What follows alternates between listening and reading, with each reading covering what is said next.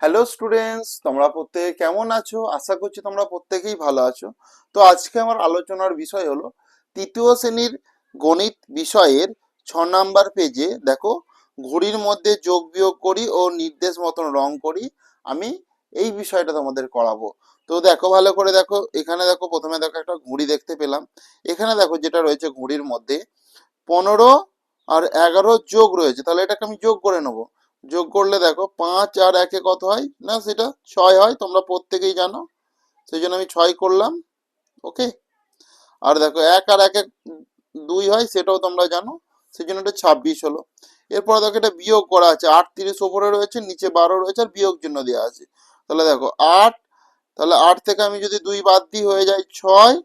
আর দেখো উপরে 3 আছে, সেখান থেকে 1 বাদ দিলে হয়ে যাবে 2। এটাও 26 হয়েছে। এরপরে দেখো ভালো করে এখানটায়, উপরে দেখো 43 রয়েছে, বিয়োগ চিহ্ন দিয়ে 32 রয়েছে। তাহলে উপরে 3 আছে, 3 থেকে 2 বাদ দিলে হয়ে যায় 1। উপরে দেখো 3 আছে, 3 উপরে 4 আছে, 4 থেকে 3 বাদ দিলে হয়ে যাবে 1। সেই জন্য এটা আমরা 11 পেলাম। ঠিক আছে। এই যে এখানে দেখো রং করার ব্যাপারটা রয়েছে, এটা আমি পরে দেখাবো কেন এরকম রং করা রয়েছে। ওকে। এরপরে দেখো ভালো করে, 48 মাইনাস 26। তাহলে 8 থেকে আমি যদি 6 বাদ দিই, পড়ে থাকে 2। কেন বাদ দিচ্ছি? কারণ এখানে যেহেতু বিয়োগ চিহ্ন রয়েছে। 4 থেকে 2 বাদ দিলে পড়ে থাকে দেখো 2। এটা দেখো এটা 2 আর এটা 6, মানে এটা 8। এটা 1 আর 1 কত? 2 হয়ে গেল। এটা 8 আর 1 হয়ে যাবে 9। 1 আর 2 হয়ে যাবে 3। এরপরে দেখো ভালো করে বিষয়টা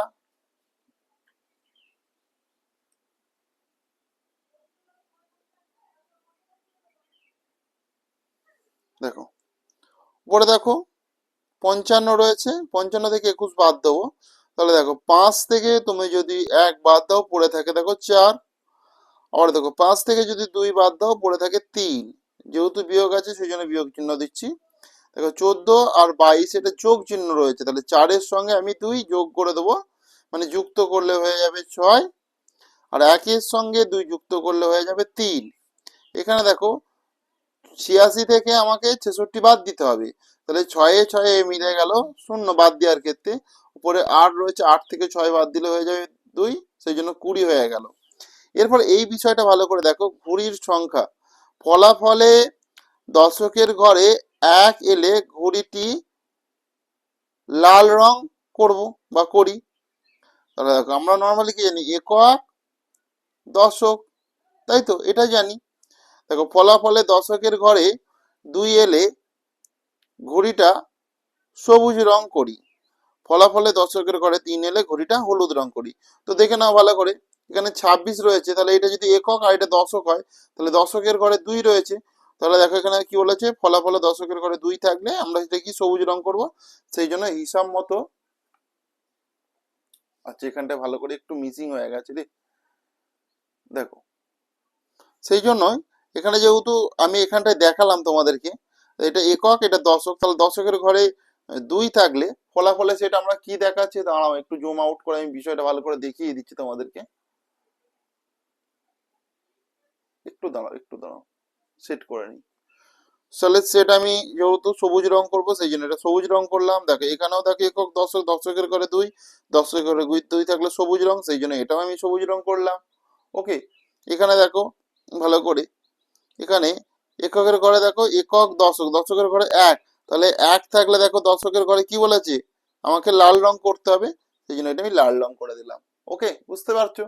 আশা করছি প্রত্যেকেই বুঝতে পারছো। এরপরে দেখো 22 মানে 2, দশকের ঘরে 2 মানে দেখো সেই সবুজ রং, আমি সবুজ রং করে দিলাম। এটাও 2, দশকের ঘরে এটাও সবুজ। দেখো দশকের ঘরে এই ক্ষেত্রে দেখো 3, একক দশক, দশকের ঘরে দেখো 3 রয়েছে, 3 রয়েছে তো। তাহলে 3 থাকলে দেখো আমাকে এখানে পরিষ্কার করে বলে দিচ্ছে হলুদ রং। সেই জন্য এই ক্ষেত্রে আমি এটা হলুদ রং করলাম। ওকে। এরপরে ভালো করে দেখো, 55 থেকে 21 বাদ দিলে দেখো 34 হয়ে যায়। দেখো দশকের ঘরে দেখো 3 আছে, 3 হলে হলুদ রং, সেই জন্য আমি হলুদ রং প্রয়োগ করলাম। এখানেও দেখো 3, হলুদ রং প্রয়োগ করলাম। এখানে 2, দেখো সবুজ রং প্রয়োগ করেছি। তাহলে বিষয়টা দেখো ভালো করে, এবার তোমরা প্রত্যেকে ভালো করে দেখে নাও। দেখো কোন রং বেশি দিলাম, তাহলে দেখো বেশি দিলাম দেখো সবুজ, কারণ দেখে নাও এখানে হলুদ একটা দুটো তিনটে রয়েছে, সবুজ দেখা রয়েছে একটা দুটো তিনটে চারটে পাঁচটা, সেই জন্য আমি সবুজ রং বেশি দিয়েছি, সেই জন্য এখানটা লিখে দিচ্ছি সবুজ। কোন রং কম দিলাম, দেখো লাল কম দিলাম, সেই জন্য এখানটা আমি লাল লিখবো। ওকে, এরপরে দেখো যোগ বিয়োগের আগে ঘড়ির মধ্যে বড় সংখ্যা কোনটি ছিল? যোগ বিয়োগের আগে ঘড়ির মধ্যে বড় সংখ্যা, দেখো এখানে দেখো 15, 11, 38, 12, 43, 48, এরকম ভাবে দেখে নেবে গো ভালো করে। তাহলে হিসাব মতন দেখলে দেখো সব থেকে আমি বড় সংখ্যা এই 86টাই পাচ্ছি কিন্তু, বুঝতে পেরেছো? সেই জন্য 86। দেখো যোগ বিয়োগের আগে ঘড়ির মধ্যে সব থেকে ছোট সংখ্যা কোনটা পেয়েছি, দেখো ছোট সংখ্যা আমি পেয়েছি, দেখো এখানে যে 11, 11টা পেয়েছি, সেই জন্য আমি 11 লিখে দিচ্ছি।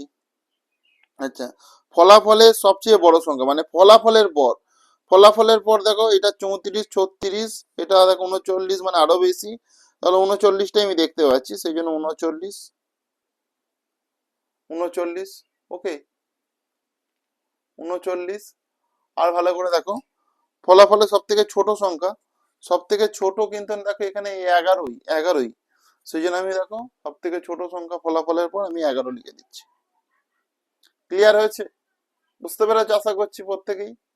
তো ফ্রেন্ডস, তাহলে আজকের ক্লাসটা আমি এখানেই শেষ করলাম। পরের পেজের জন্য, পরের ক্লাস পাওয়ার জন্য সবার আগে তো তোমরা চ্যানেলটিকে সাবস্ক্রাইব করে নোটিফিকেশন অল করে রাখো, তাহলেই পেয়ে যাবে। ওকে, প্রত্যেকে ভালো থেকো।